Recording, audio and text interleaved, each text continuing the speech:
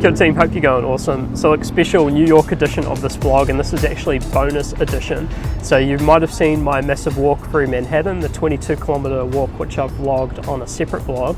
And so what I also wanted to do while over here was to pop down and have a look around Hudson Yards, because I'd been here a couple of years ago and wanted to see how the progress was looking at the moment.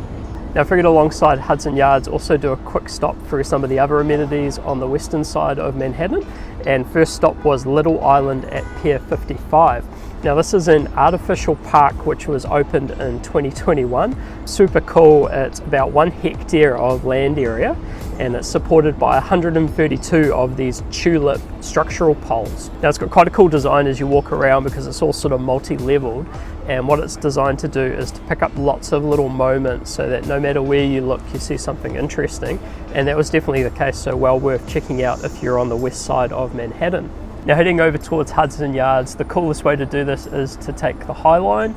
Now the High Line is an old elevated railway line which has been converted into a linear park. This walk will take you from Little Island right through to Hudson Yards, and along the way you get some nice views of some of the really notable streetscapes, and on top of that some nice architecture all around it. At the end of the High Line you get to Hudson Yards, and so this is New York's biggest regeneration project. It involves around 11 hectares of land, and it's actually developed over the top of a railway yard.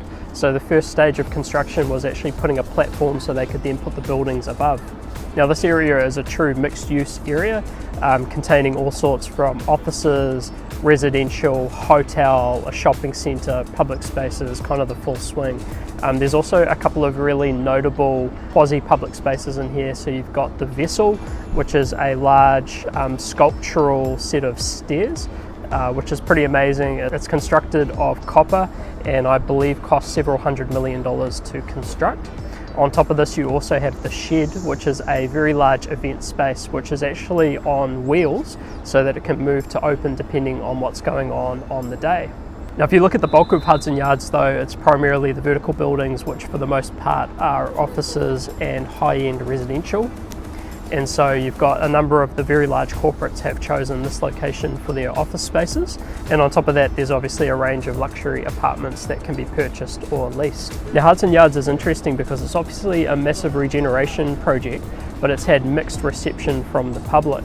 And so on the one hand it's brought a lot of investment into this particular neighbourhood and has made use of what was a obviously completely underutilised rail yard by putting buildings on top and creating the platform system.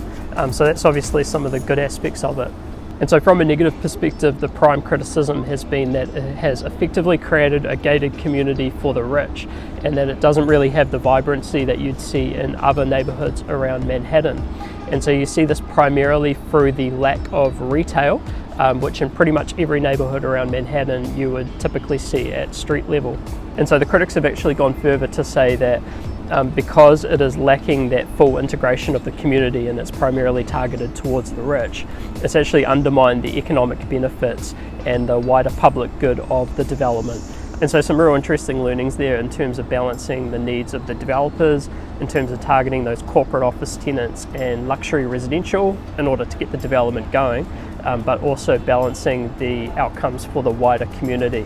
So look, with that said, I hope you enjoyed this little bonus vlog. We'll wrap it up here and we'll see you next time. See you, bye.